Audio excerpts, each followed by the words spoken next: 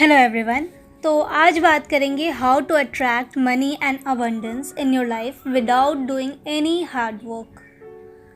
तो बिना किसी हार्ड वर्क के अपने लाइफ में पैसे को अट्रैक्ट कैसे करें। तो आज ना इसे दो तरह के लोगों से समझते हैं। एक वो जो वेल्थ और मनी को सबसे ज़्यादा वैल्यू देते हैं, दूसरे वो जो पहले अपने खुशी देखते हैं उसके बाद पैसा देखते हैं। तो पहले बात करेंगे उनकी जिनके लिए वेल्थ सबसे ज़्यादा इम्पॉर्टेंट होती है।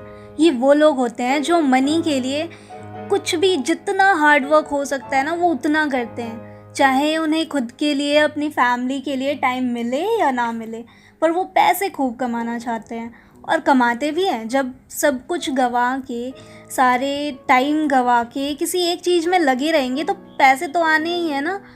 बट जो पैसे आते हैं वो इनकी लाइफ में करते क्या है।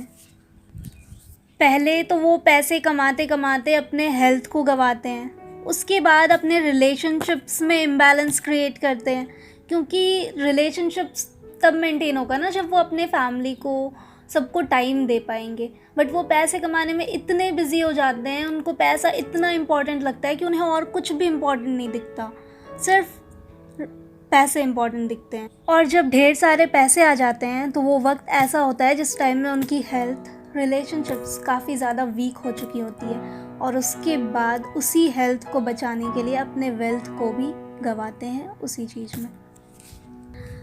तो एक्चुअल हैप्पीनेस कहाँ मिली उन्हें। इंसान पैसे क्यों कमाता है? हैप्पीनेस के लिए, खुशी के लिए ही तो कमाता है ना। रोने के लिए तो पैसे कोई कमाता नहीं है। तो पहले तो जब काम किए तो इतना मेहनत किए कि खुद के लिए कभी टाइम नहीं मिला और कोई खुशी का कुछ पता ही नहीं चला, बस हार्ड वर्क ही करते गए। और उसके बाद जब पैसे आ भी गए तो इतने प्रॉब्लम्स लाइफ में क्रिएट हो चुकी थी, इतने इम्बैलेंस क्रिएट हो चुके थे कि उसे ठीक करने में अब अपने पैसे भी गंवाए जा रहे हैं। बट यहीं जो लोग हैप्पीनेस को ज़्यादा वैल्यू देते हैं, सबसे पहले तो वो हार्ड वर्क में बिलीव ही नहीं रखते। वो काम भी ऐसे ही चुनते हैं खुद के लिए जो उन्हें खुशी दे, जिस काम को करने के बाद उन्हें खुशी मिले। वो पैसे से ज़्यादा अपनी खुशी को देखते हैं, जिससे वो नेक्स्ट टाइम जब वो काम करते हैं ना, तो उनकी जो एनर्जी होती है वो और भी डबल हो जाती है उस काम को और अच्छे से करने के लिए। और इंसान जब खुश रहता है तो हेल्थ ख़राब होने की तो जल्दी बात ही नहीं आती, और उनके सारे रिलेशनशिप्स भी अच्छे से मेंटेन्ड होते हैं, हर जगह खुशियाँ होती हैं। मतलब जब वो स्टार्ट किए होंगे, स्टार्टिंग में शायद थोड़े कम पैसे मिले होंगे उन्हें, लेकिन जो खुशी उन्हें मिलती गई उस काम को करके, वो खुशी उनके एनर्जी लेवल को हर दिन कुछ एक्स्ट्रा, कुछ नया करने के लिए और बढ़ाती जाती है। और उनका किया गया हार्ड वर्क भी उनके लिए लाइट वर्क में चेंज हो जाता है। एंड पैसे तो ऑफ कोर्स डबल आएंगे ही, क्योंकि वो काम पूरे एनर्जी और पूरे दिल से किया गया होता है उनका। बट अब बात आती है कौन सा वो काम है जो आपको हमेशा खुशी ही देंगे, सैडनेस कभी नहीं। तो इसमें तो सबसे पहली जो चीज़ है वो अपने पैशन को फॉलो करना, जो काम ऐसा है जिसे आप करने में बहुत खुश रहते हो, जो काम आपको बहुत अच्छा लगता है। दूसरी, अगर अपने लाइफ में मनी फ्लो को मेंटेन रखना है तो सबसे ज़्यादा जो इम्पोर्टेंट है उस फ्लो को बनाए रखना, आगे की तरफ फ्लो होने देना, मनी को खुद के पास बांध के ना रखना।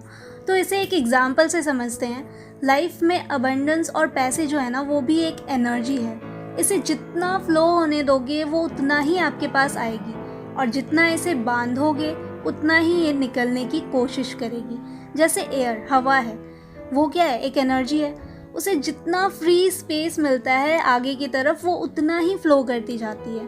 बट अगर आप उसे घर में कैद कर लोगे तो वो वहाँ हो के भी आपको उसके होने का एहसास नहीं दे पाएगी, क्योंकि वो रुकी हुई हवा होगी, जो होती तो है पर लगती नहीं है।